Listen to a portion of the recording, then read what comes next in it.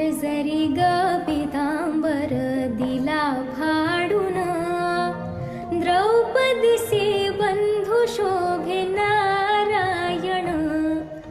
द्रौपदी बोलली हरीची मी कोण, परी मला त्याने मानिली बहीण. परी मला त्याने मानिली बहीण. काळजाची चिंधी काढून दे